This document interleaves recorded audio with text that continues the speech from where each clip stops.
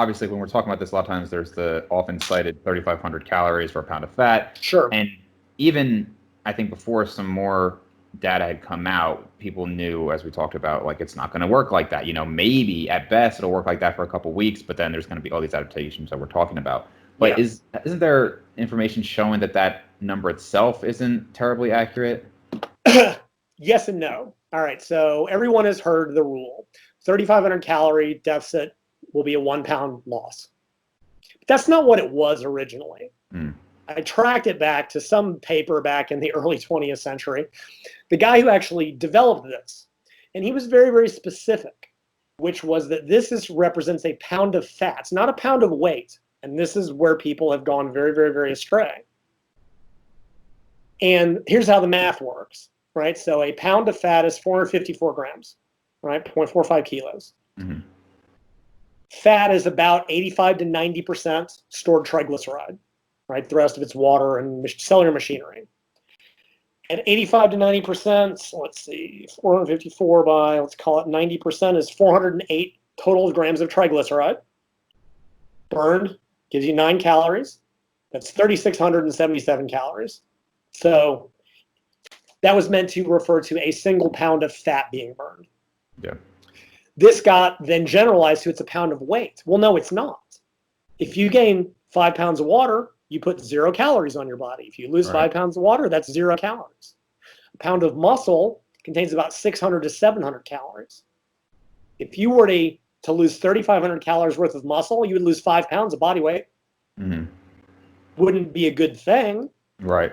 And I maintain there are some of those rapid weight loss clinics that actually discourage exercise. And I firmly believe that it's because they want to allow more muscle loss, because the scale will drop faster if you lose muscle more quickly. One of the reasons women lose weight more slowly than men is, and this gets really confusing, they lose a greater percentage of fat than men. Mm-hmm. So if for a 3,500 calorie deficit, a woman is losing 100% fat, that's 1 pound. Right. The man is losing 90% fat and 10% muscle, he'll lose like 1.2 pounds. Right. Because he's losing that muscle, which generates less calories. Right. He's losing weight faster, on top of the fact that women can't generally create the same size deficit. But assuming 500 calorie per day deficit, it'll take the woman longer. It'll take her longer to lose a pound of weight because she's losing more fat. So you get into all these different things like that, what tissue you're losing. And there's another paper, it's like kinetic features of weight loss, that talks about this. So if you're looking at weight loss, what you see is that initially the weight loss is way out of step with the deficit, right? We've all seen this. You go on, you start your diet and you'll lose 3, 4, 5 pounds in the first week. Right. Or whatever, depending on what you go on a low carb diet, you drop a lot of water, you poo, right? People forget you can have like 2 to 7 pounds of stuff from one end to the other, right? Yeah. That's why enemas work. You clear all that out, right? Yeah. Powerlifters will use these high fiber powders because you can drop 1 or 2 kilos. You can drop a pound, 1 to 2 pounds. Yeah. Of just pooing. I know lifters that have weighed. Big boy, I knew a big guy. He could 100 kilo and a half every morning, 3 pounds. He's a big guy. Yeah. Smaller women, not so much. So so you get this this 3,500 calorie deficit, which should be a pound. Like initially, it's huge because you're losing water, glycogen, which is only 400 calories a pound, poo, stuff that doesn't count. And then later in the diet, it starts to approach that 3,500 calorie value in the sense of if you were actually creating that 3,500 calorie deficit, you are now losing essentially fat. As you get leaner, muscle loss tends to become more of an issue. I think what you're getting at is the calorie math. So people go, okay, maintenance is 2,500. To create a 500 calorie per day deficit. It's 3,500 calories a week. Should be losing 1 pound of fat a week. Now let's just assume we're through the early phase. Let's just assume that math, losing 100% fat, 3,500 calories does in fact equal a pound of fat. Because that number holds. The problem is that what you think your deficit is probably isn't your deficit. Because that initial 2,500 calorie maintenance, now that you've dropped your calories, it may go down immediately. right? If you want to get really pedant, really picky, the thermic effect of food, right? The metabolic cost of metabolizing and digesting food is about 10%. Very technically speaking, if you reduce your calorie intake by 500, your thermic effect of food goes down by 50. You've technically only created a 450 calorie deficit. Mm-hmm. Right off the bat. Right. How annoying. People go, well, and the way around that potentially is, okay, I'll burn 500 calories through exercise. Yeah. Right? We tend to treat exercise and calorie deficits as being identical. They kind of are and kind of aren't in this case, but okay, so whatever. So the first week, it'll probably be pretty close. Now, really weird paper I read a few years ago. In some people, you see this really rapid adaptive drop in metabolic. It's like 100 calories a week in the first couple of weeks, which is way sooner than it should. It was a loss of liver size. No joke. The liver shrank, I think. It was really, really strange. But this, because what they'd seen pattern-wise is there was this initial quick drop, and then everything kind of stayed stable, and then it started to drop again later in the diet. And so they went looking, and they were like, yeah, it's like organs are burning less calories right off the bat. So right there in that first week, you might get a decrease in your maintenance of 150 calories. Well, your mathematically calculated 500 calorie per day deficit is now 350. Your weekly deficit is now 2,450 calories. Right. Two-thirds of a pound of fat is the best you can predict.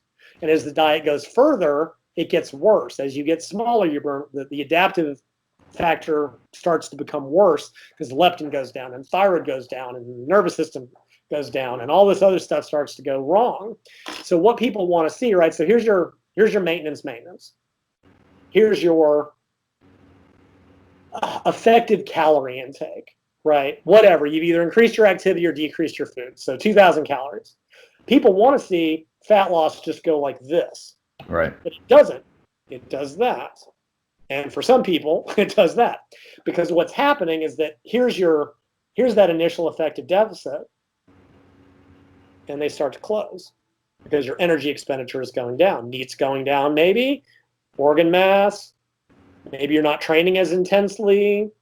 Maybe you're training, like whatever. So all of a sudden, that effective deficit that should have been 500 gets smaller and smaller and smaller, and fat loss just grinds to a halt.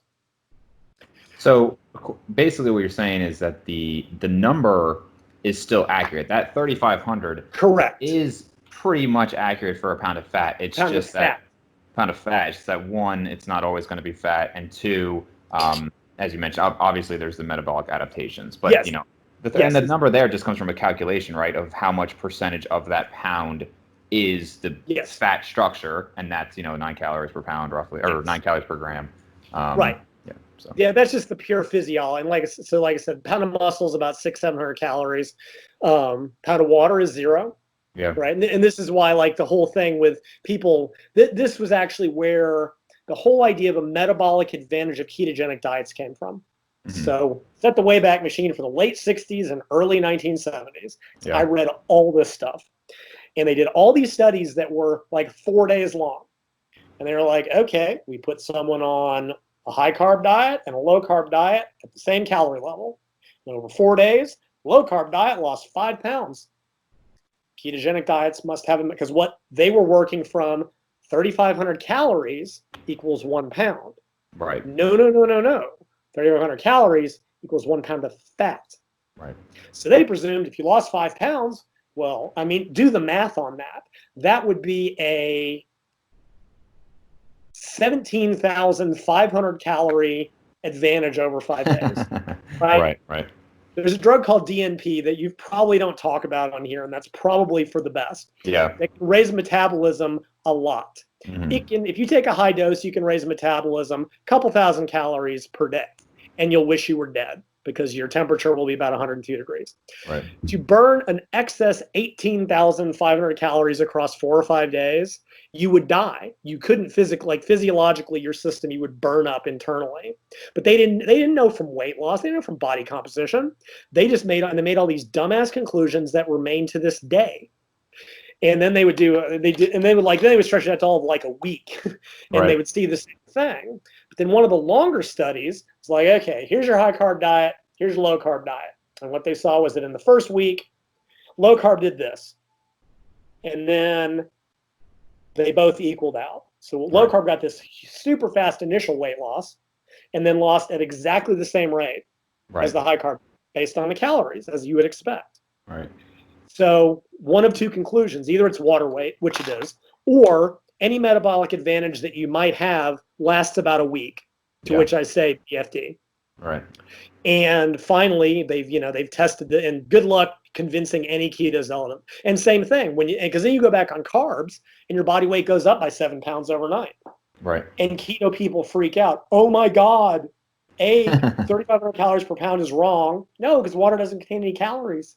B, carbs make you gain weight. Well, water weight, but it's not real, right? So then we had Kevin Hall's study a couple years ago where he took probably the most meticulous study yet done, where he locked people in a metabolic ward, controlled every calorie.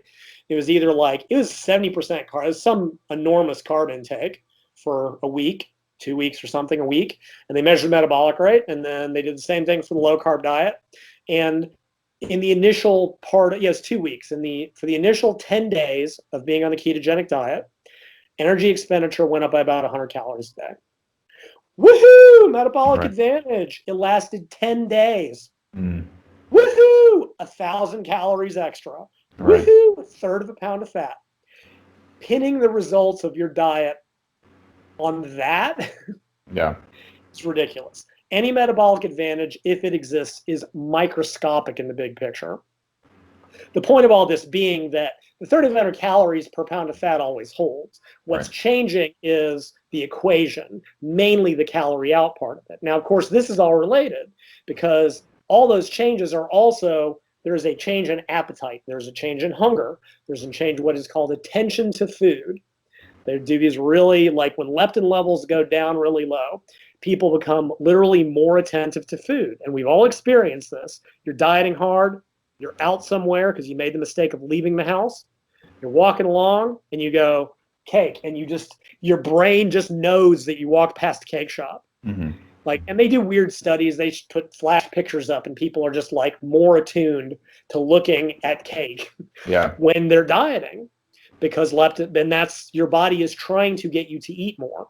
So, but assuming that part doesn't change, every aspect of the calories out, resting metabolic rate, thermic effect of food, thermic effect of activity of exercise, not only are you smaller, but your exercise efficiency goes up.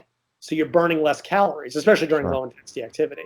So whereas 200-pound you might have been burning 450 calories in an hour of cardio, now 180-pound you is burning 300 calories or whatever. I'm making up the numbers. Being that, so again, you're like, I'm doing everything the same. I'm on the same calories. I'm on the same activity. Right. But the whole system is adapted and you're getting less and less and less out of it. You know what's interesting? I didn't think about this until you started talking about the different calorie levels, but like as far as fat versus muscle.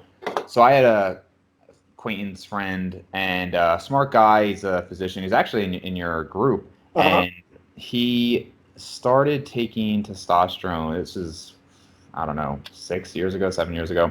And I remember it was like 3 weeks.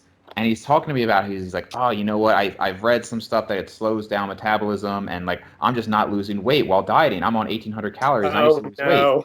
And I was like, and this is like a smart guy. And I was like, dude, it's been 3 weeks. First of all, there's obviously going to be water retention. Like, obviously, when you first start this. Secondly, like, give it some time. You're on 1,800 calories. Like, you're losing fat.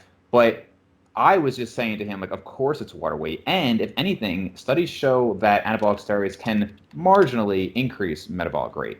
So yeah, if they do anything. Yeah. So, but now I'm even thinking from what you were saying, not only that, but probably when he was dieting, he was losing a higher proportion of muscle before, which for the same deficit would have resulted in more total weight loss. So now if he's taking, anabolics and he's losing no muscle or maybe even gaining muscle, then that's going to be a complete wash in the weight loss anyway. So that's just one more reason that makes sense. Yes, and it's, you see the same thing in beginners frequently, and they'll start lifting and training, and initially they won't see a big drop in scale weight. And there's a lot going on. You start lifting, your muscles fill up with carbohydrate and water, and that's why sometimes people feel like, I'm getting bulky and yada yada yada and all this stuff. But like the first 3 or 4 weeks, just like it all kind of washes out. But you only gain muscle so quickly, even as a beginner. Mm-hmm. And eventually the fat loss will tend to outstrip any change. Same thing with the testosterone. That initial water retention is going to stop happening, in the sense that it's not going to keep going up and up and up. It'll happen in the first 2 or 3 weeks, testosterone hits a steady state, and then that's going to become no longer a variable. Probably either gained a little muscle, or to your point, lost less muscle. So yeah, and again, it's very counterintuitive, the idea that if you lose a greater percentage of fat as a proportion of your deficit, the scale will actually go down more slowly. Right. Which is doubly frustrating, but at least be aware of it. Like, it's not, and again, this sort of comes into the issue, like, do you want the scale to drop, or do you want your body composition to improve? Right. Like, it would be ideal if these were and at some point it may become identical.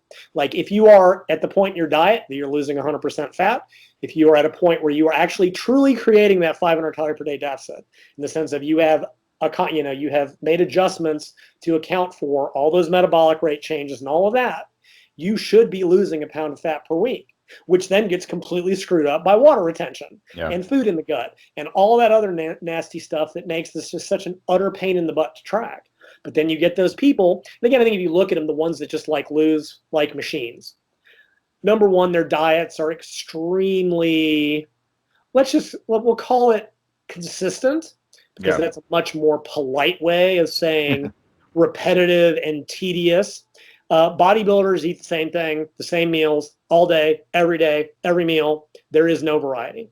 Right. Because again, is this a good idea for the general person? To some degree, but by and large, I think that fails. But again, keep in mind, bodybuilders, they're not trying to get to 4% forever.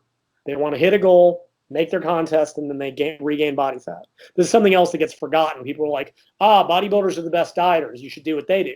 No, because they don't stay lean. And many of them end up, there are horror stories of 40-pound weight gains after contest. Do not take the principles. Do not do what they do at that extreme. But they're following these extremely rigid, consistent, invariant diets. So they're usually doing fixed fluid intakes. They're neurotic about their sodium, potassium.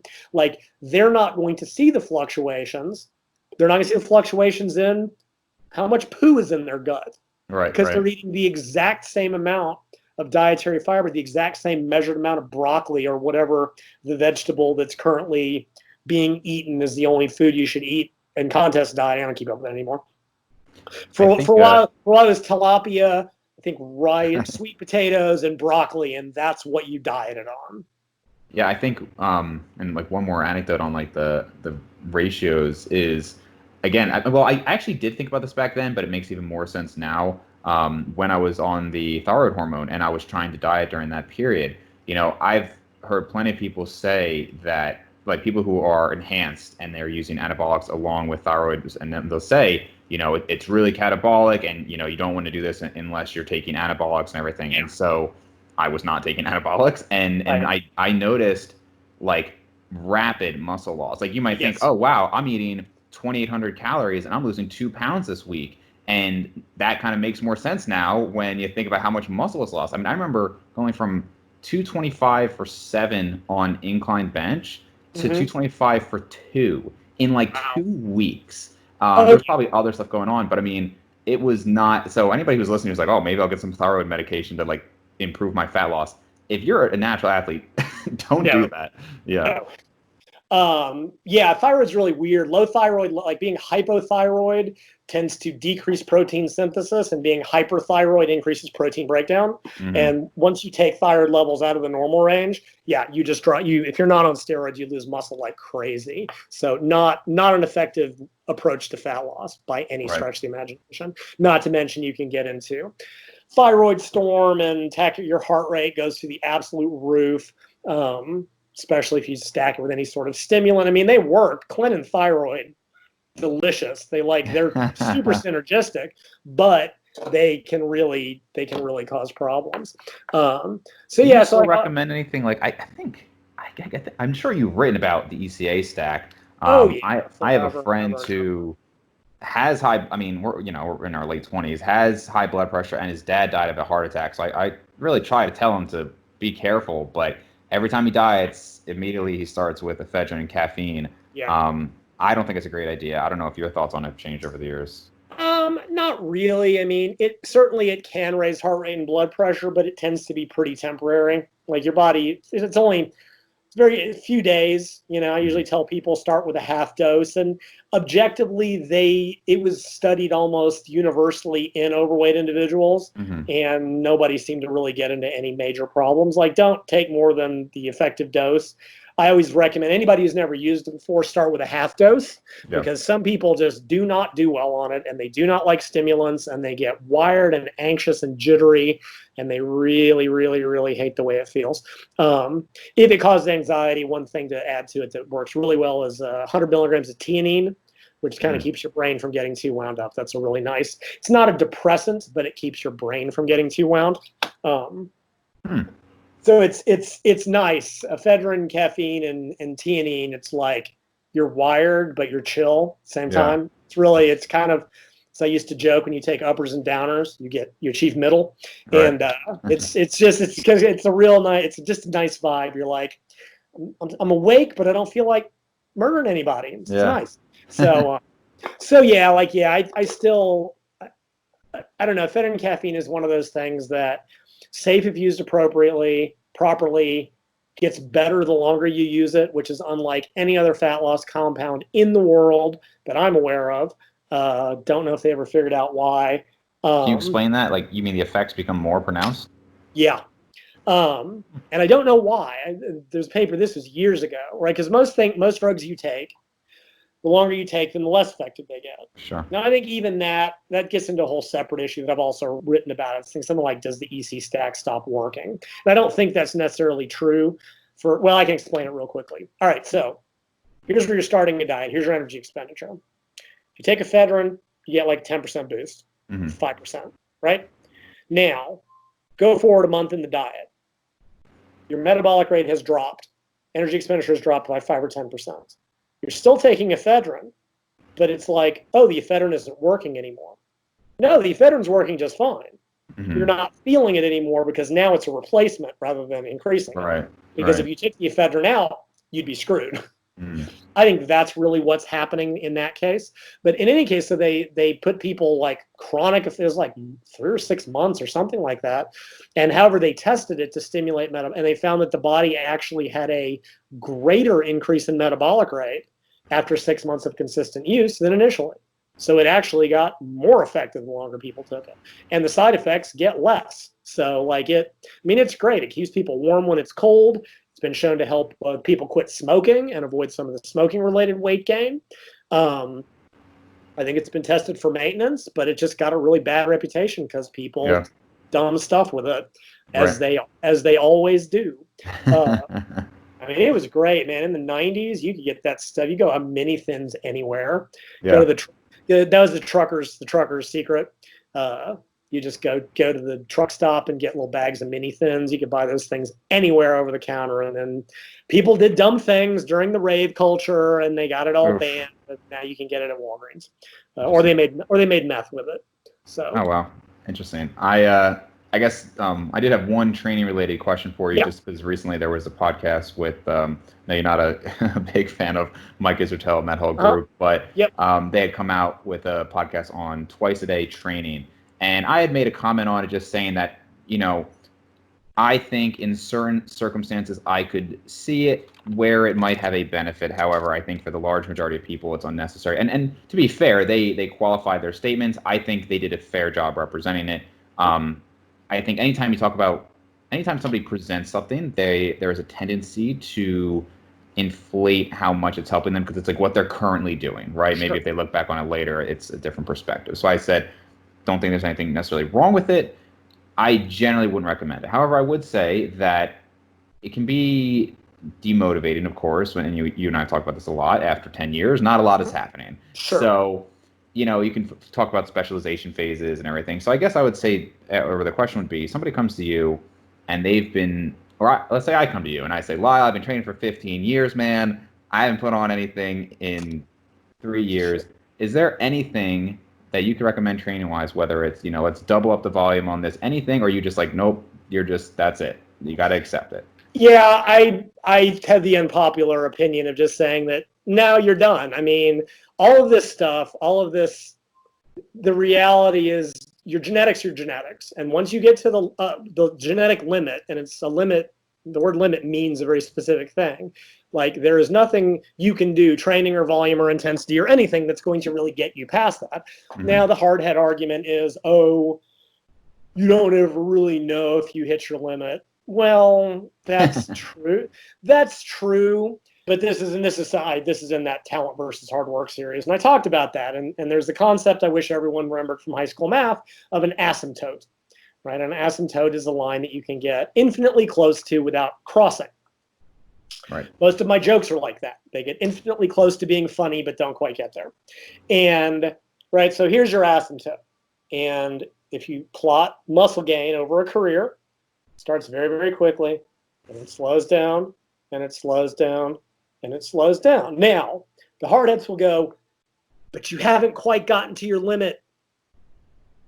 And I would go, who cares? You're training 18 hours a week, whatever it is. You're training 12 hours a week, and you're telling me you gained a pound last year. No, you're not at your genetic limit, but who gives a damn, right? You are effectively at any, I don't care what you're going to do. I mean, even a pound is I think, unrealistic once you get to sure. plus years for most people of good training.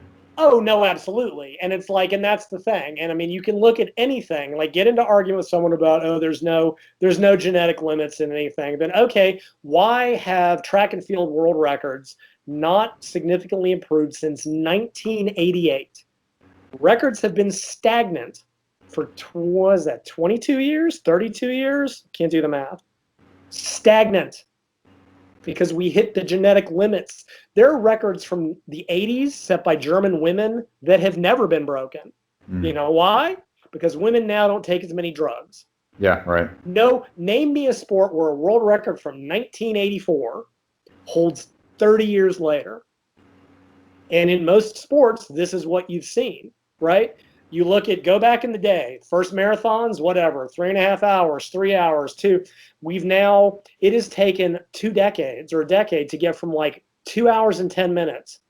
The current, what I consider official world record, is 2:02. I know that Nike got whoever it was through a sub-2. They only had to do it by cheating, by giving him a windbreak on a car and using magic rebounder shoes. It was like it was the marathon equivalent of geared powerlifting. Right. But even then, they had to do all of that to get 2 minutes. Mm-hmm. And if you look at any sport, that's the case. Right? Now, ignore all of the inflated squats. Ed Cohn went over 1,000 geared couple of decades ago. He's one of the first men to do it.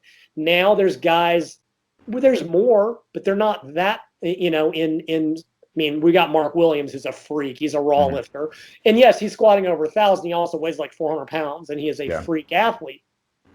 But you look at any sport, goes up and up and up. And then basically, Ben Johnson ran a 9.69 100-meter dash in 1988. Mm-hmm.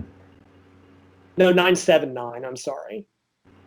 It took Usain Bolt 20 years, 2008, to go 9.59. So in 21 years, he took off 1/100th of a second. We saw an improvement of 1/100th of a second per year. Mm-hmm. 1/100th of an eye blink is 3 times. Yeah. Since then, in the last 12 years, it still holds. We've got all this great new training, all this great new technology, probably better, newer drugs. Nothing's changing. Nothing's improving. The only improvements in any sport now come from equipment. Swimming, because they're still figuring out how humans swim. That's really but in most sport. And same thing with muscle gain. This is a very long way to get back to the question, like all my answers.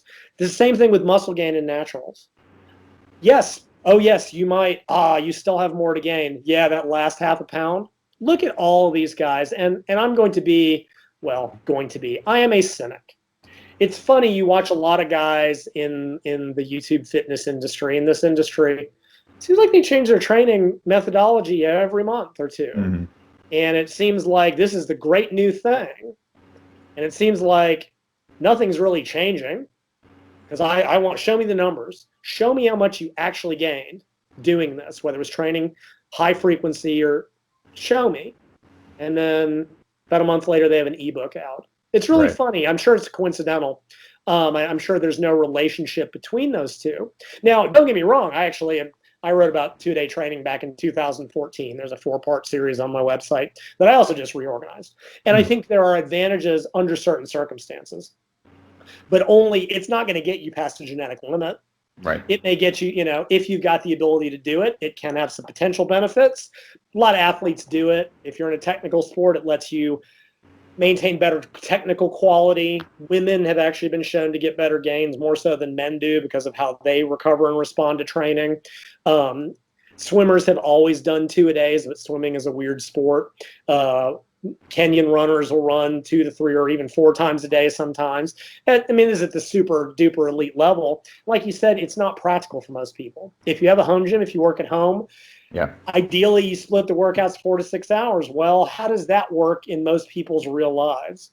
Maybe you can work out at lunch and then, do a second workout in the evening. And I hope you're not in a relationship, because you won't be anymore. I Because think, again, you said about like you can't break the limit, and I agree. So I agree with everything you just said for the yeah, most part.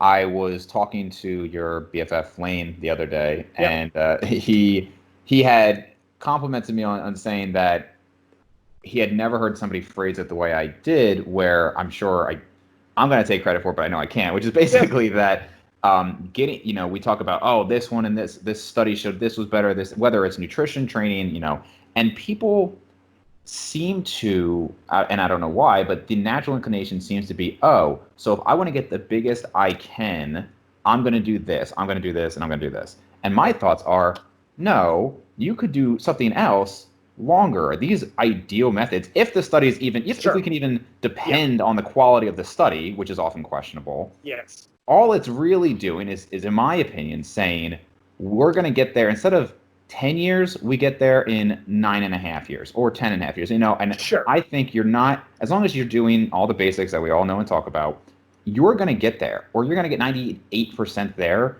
in some right, period of time. And I think there are methods to get there a little faster. yeah, But unfortunately, I just don't see it. Like you said, like how many people look the same year in year out. Now, what I will say is, I kind of get 3 general groups of people asking to like work with me.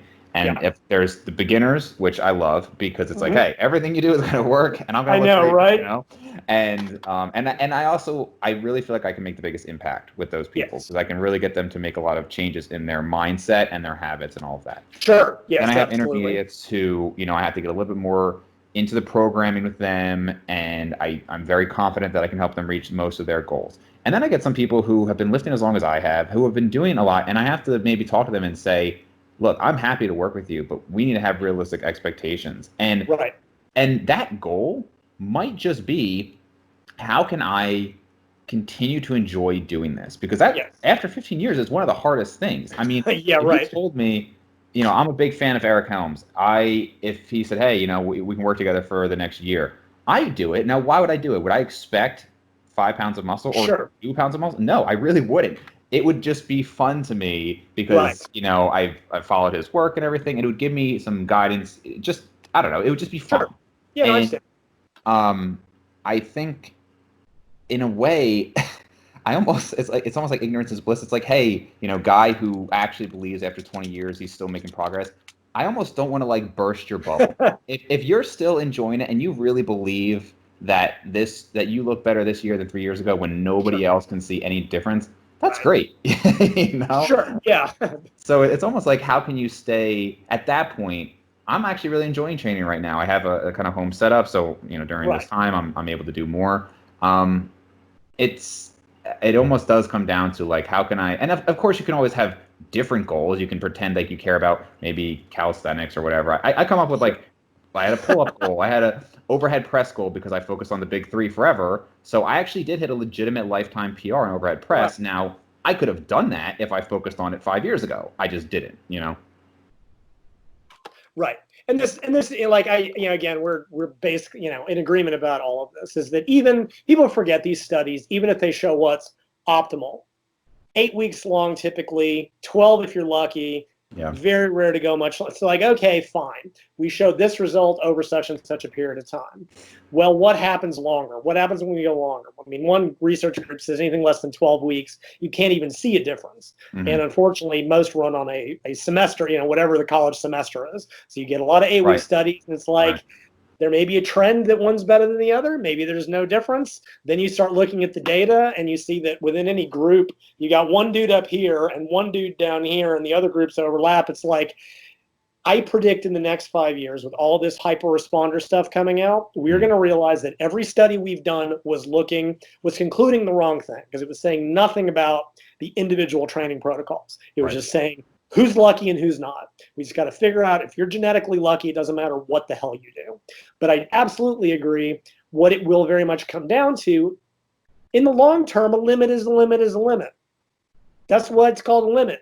Right. And it doesn't matter whether you get there quicker. I mean, you can only get there so fast, right? Yeah. There's a limit to how quickly you can synthesize muscle, as anyone who's tried to overfeed themselves into hugeness has found out the hard way. You can certainly do things inefficiently. There are a lot of people who I think have trained for years who did things so badly that training them is like training a beginner again. Yeah. And it's awesome because, man, they think you're the best coach in the history of ever. Right. You're like, I mean, I will still maintain, getting briefly off topic as I do, Dante Trudell, who invented dog crap training. And as much as it's very well thought out and it's rest pause and the eccentric stretching and all this other, this and that and the other, yeah, it's all fine. But what he did is he came into an industry with people going, the pump, the squeeze, the this, the that, and said, beat the record book. Yep. The goal at every workout, and you can't do it, is to try to keep a log. You need to do heavier weight or more reps. He got a bunch of dudes who'd been farting around in the gym to apply progressive overload. Right. And they grew and they ate and magic. Right. So like those guys, but so we do have these two extremes. This is one of the things, when I debated Mike that he brought up, he's like, oh, well, about the volume thing and volume tolerance, like we're looking to get, to get to that near maximum, in 4 years versus 7. I said, okay, well, number one, you're making up numbers. It shouldn't, you give me someone from the first day of training, I can bet if you let me handle them, I can probably get them near their genetic limits within 3 to 4 years. It's not going to take me 7. Unless they get sick for 3 of those. So number one, I thought it was kind of a false argument. And I go, but even not like, because then we can grind out that last little bit earlier in their career. Okay, if you say so. But because a limit is a limit is a limit is a limit. Whether you're going to gain 40 pounds in 3 years or 6 years, you're going to gain 40 pounds and that's it. And it sounds like Mike's argument, even Mike was saying there that you're doing it faster, but you're not necessarily changing the end mark. Well, yes. He's like, oh, you get to a higher level a little bit faster so that you can, because again, bodybuilders will talk about muscle quality and density and a bunch of very esoteric, there's probably a little bit of truth to it and probably a little bit of woo to it kind of thing. Like, I think there absolutely is something to it. Cody Hahn's group just did another paper, the ones who did the sarcoplasmic theory paper, that they basically looked at the gene expression to heavy training, like sets of 4. And they found that whereas all that volume crap built sarcoplasmic proteins, super heavy training built the actual myofibrillar proteins. Well, there you go. Right. What have they always said? The guys that train heavy look denser, and the guys that just pump it up look puffier, and the guys who do both, power bodybuilding, get the best of all worlds. Boom. That's it. That's all you need to know about training right there. Just read my generic bulking program from 15 frickin' years ago that combined heavy load training with or whatever, go way back in the day. So how long it takes you to get, he's like, we get there a little bit faster. So we get those last couple more years to work on muscle. And like you said, you get guys that are like, I'm competing heavier than I did 10 years ago. They're not bigger unless they've gone on SARMs and are lying about it. What they've learned is how to diet better. Right. They've learned how to lose less muscle and come in fuller rather than being dry and stringy on competition day. And yes, will they look better for that roughly 12-hour span? Sure.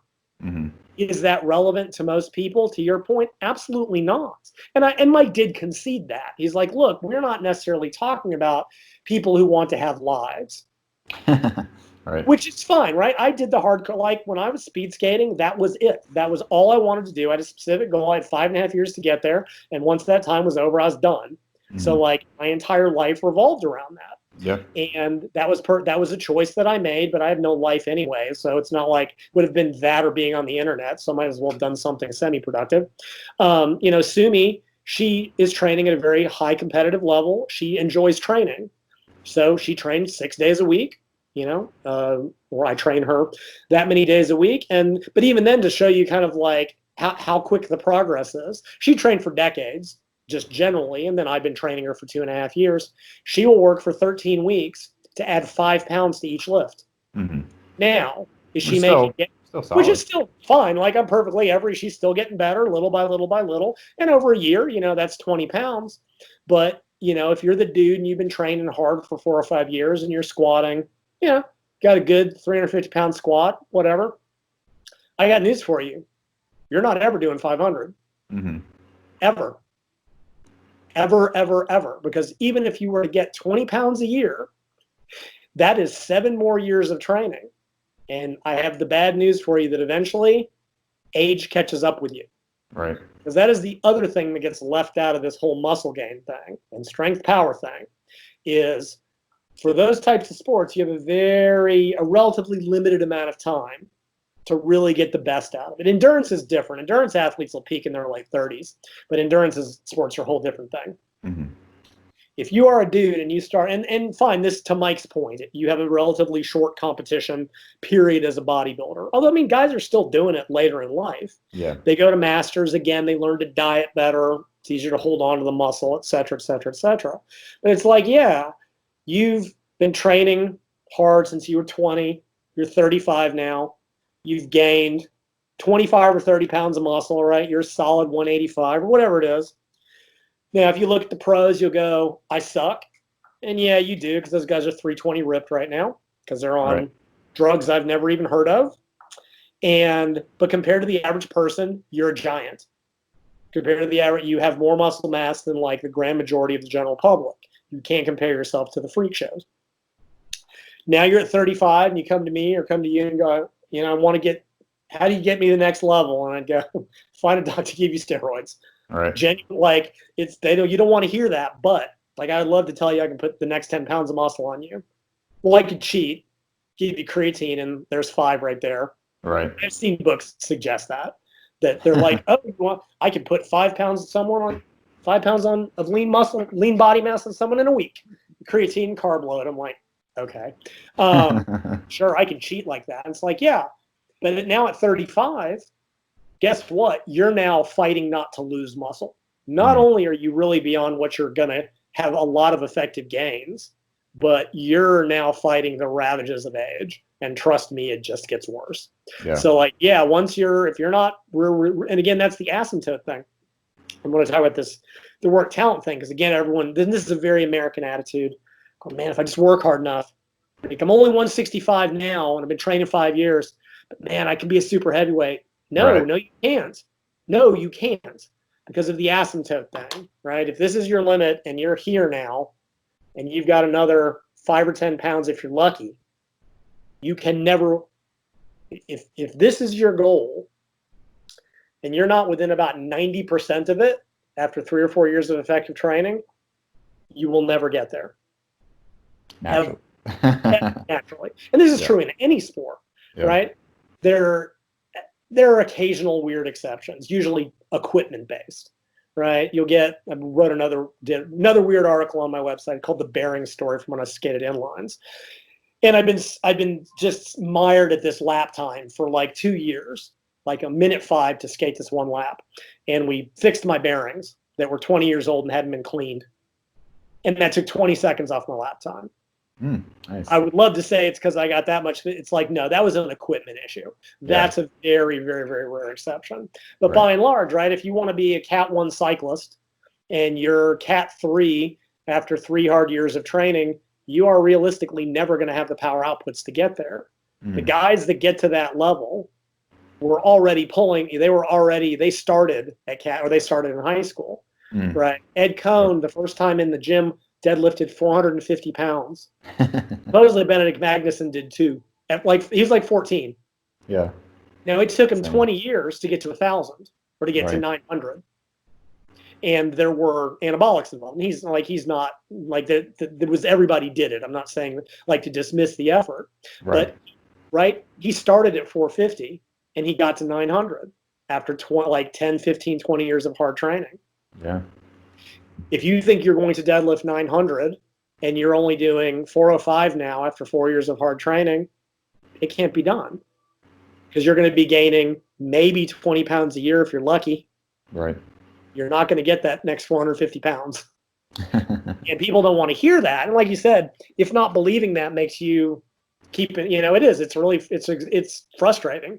Just realize that, well, this is it. This is as far as I'm going to get unless I decide to do drugs. Right. And that's a legitimate choice, but that is the reality that people both need to face but don't want to face.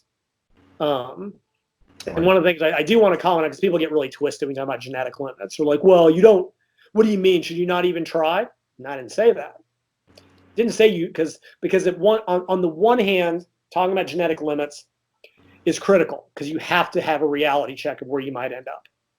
But at the same time, they're irrelevant, because you don't know what they are until you do it, right? Maybe you are a hyper responder. Maybe, the thing is, realistically, I can say if you're a buck 45 and you start training, and I don't mean you're like a skinny, underweight high school kid, like you are through your post-pubertal growth spurt, you're an 18-year-old kid, and you're 145 pounds. I can say with some degree of certainty, you're probably not going to ever step on stage at 220. You're just not, because you're not going to gain 70 pounds of muscle. If you look at guys, I did another podcast, I forget who it was when I talked about this, and I'm going to mispronounce his name, Nsima Inyang, Nsima. He is, or was, a top natural bodybuilder. He's in an analysis I did on fat-free mass index. Most of the naturals were like 25 if they were lucky. He's like 32, and I do believe that I do believe he's natural. Yeah. But if you look at the pictures of him at like 14, he had more muscle mass than most guys training right now. Yeah. Right. The guys that end up big start big. Right. Christ, I just forgot his name. Who's the guy, the powerlifter squatting over 1,000 pounds? Oh, Who I just spaced out on? Mark Williams? No. No. The really big black guy? Yeah. What's his name? I just forgot. Once you say it, yeah, it'll. Ray Williams. Yes. Right. Ray Williams was like 400 pounds.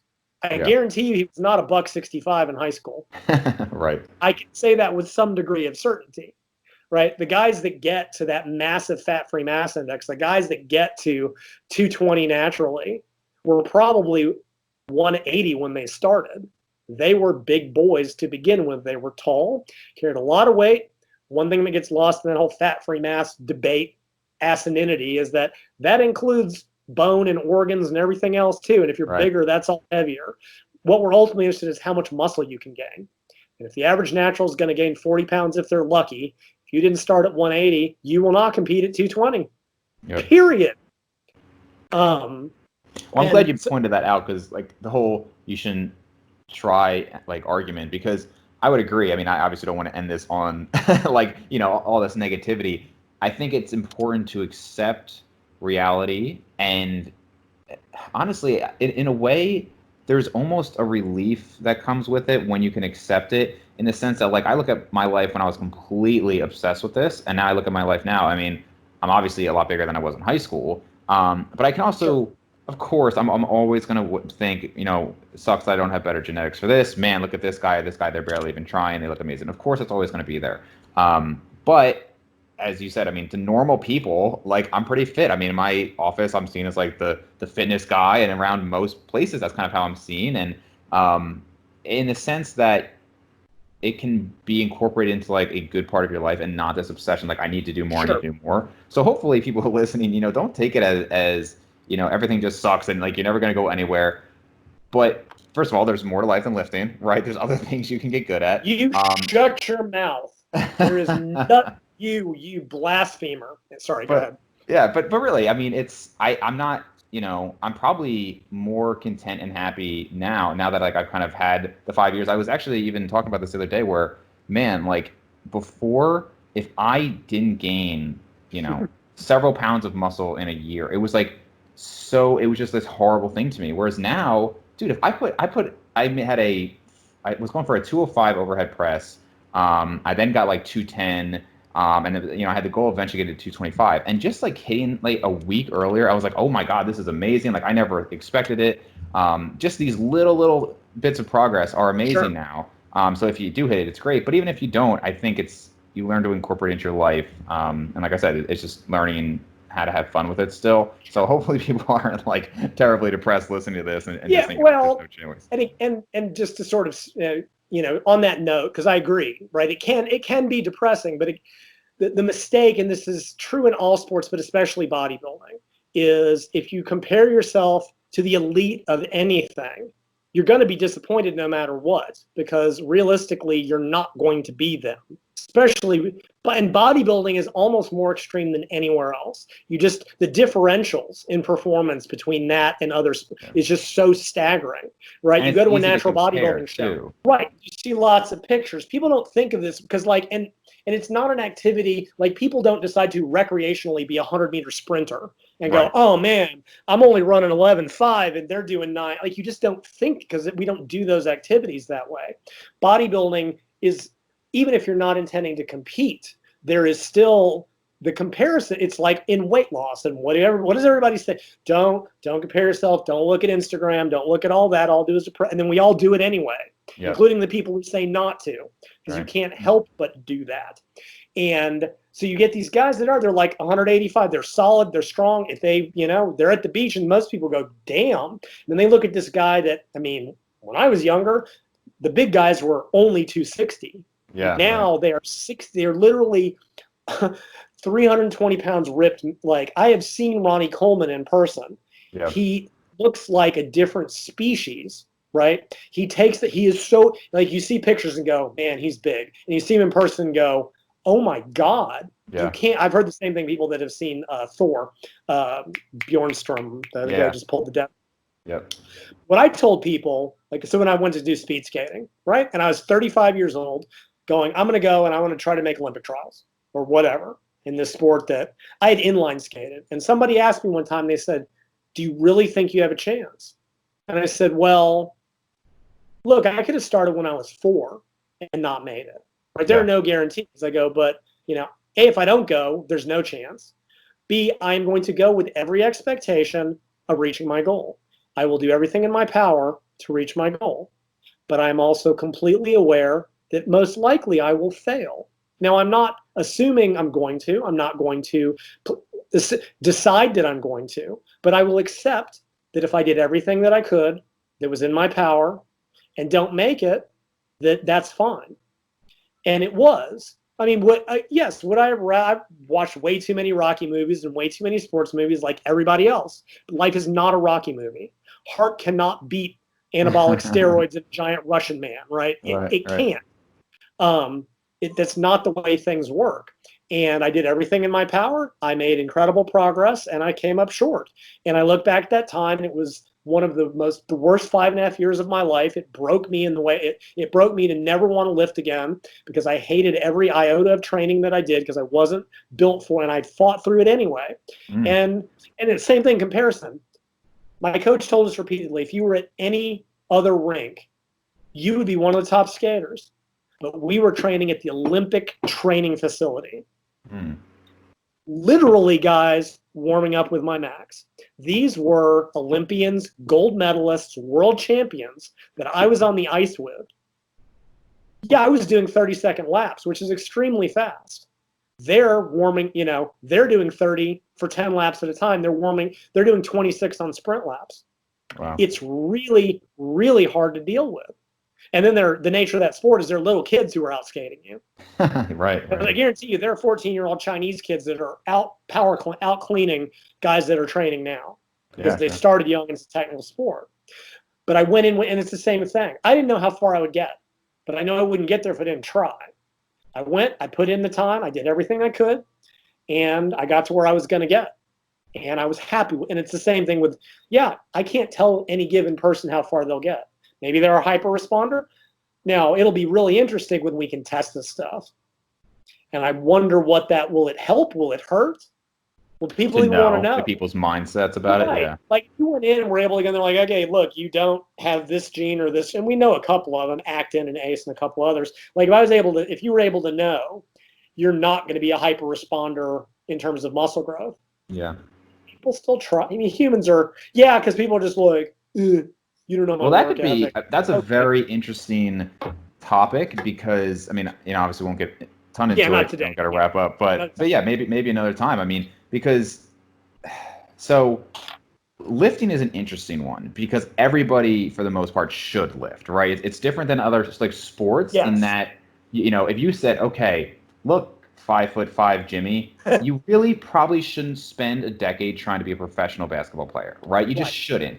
And it's a better choice for that person's life, more than likely, to not do that because the reality is we live in a world of hierarchies and it sucks to be at the bottom of the totem pole, right? Yes. And there are actually countries that look at like your aptitude, like intellectually, and they say this would be a good career for you. This maybe isn't going to work out. And now, there's a lot of evidence on IQ. We don't have to get into all that now, but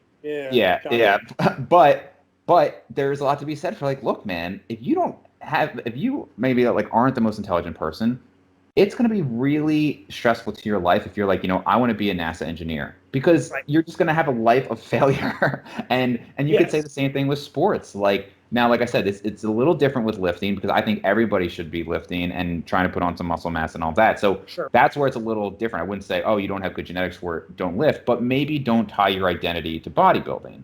Maybe find another athletic endeavor that you could excel a little bit more at, or maybe even not an athletic endeavor, but still continue to have that as a part of your life. And again, we don't have to get into the weeds, but I think it's an interesting point that you brought up, the testing. Yeah, because you're right. Lifting is so divorced from every other sporting, because again, people don't recreationally run track and field by and large. There aren't recreational shot putters. There's nobody going, you should shot put for health or whatever. And lifting lives in this very strange world. Both, and even that's one where it's like, okay, look, maybe you can't go. And I've seen this happen. It's like, if bodybuilding is, go try, do powerlifting, do something that's related but different. Like you said, pick other endpoints that you might actually have a legitimate chance of succeeding. Or, I mean, everyone can get better. The reality is that not everyone can be great. Mm-hmm. But even that is a really, really tough one to parse sometimes. Because we all want to be great, and I wish everybody could be. I truly do. I wish everybody could be above average, but that's not what average means. Right. So yeah, I think that actually that's a really good final point. I think it's a good place to end. Yeah, lifting is so unique, and it may also be because I know there's some companies doing this, and I don't know how legitimate that it is. It may come out down the road that, and this has always been empirically, the hard gainer, easy gainer, somatotype, whatever, that, okay, we're going to prescribe an optimal training or diet based on these genetic markers. And they are doing some of that. I know there's been a couple studies in dieting where they're like, and I think that is the future, right? Nutrigenomics, figuring out like, okay, whatever, you should be eating higher carb, lower fat, lower carb, higher fat. Like I've got my own little ways of doing it, but genetically what might work better for a person. Maybe we determine that one person gets the big metabolic drop. They need to use alternate day fasting, intermittent calorie restriction. Someone who does it, diet straight, factor in psychology. We got a lot going on more than eat 500 calories less a day and hope for the best. Training might be the same sort of way that, okay, we can't guarantee this is going to make you a pro, but we can at least give you the training approach that will maximize your own genetic potential, Right. which would at least be a lot more efficient than what we currently do, which was try a bunch of different shit till something sticks. Right. Right. All right, man. Well, every time we talk, I have more questions generated, so I'm going to write those down for next time. Yeah. But thank you for taking the time. This was a great talk. And Absolutely, always. So Body Recomposition is the Facebook group, right? Where else can people find your stuff? Yeah, that's Facebook group and the website. My books are at store.bodyrecomposition.com. I have an Instagram that's mostly dumb jokes.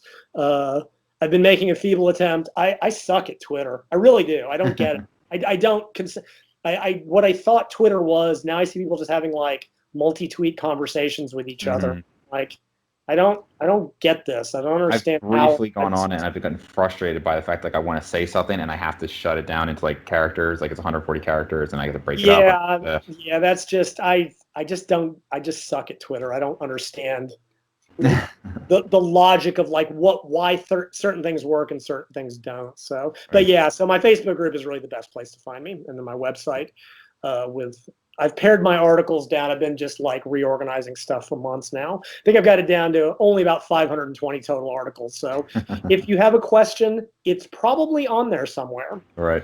Awesome, man. Thank you. All right, Dave. Great.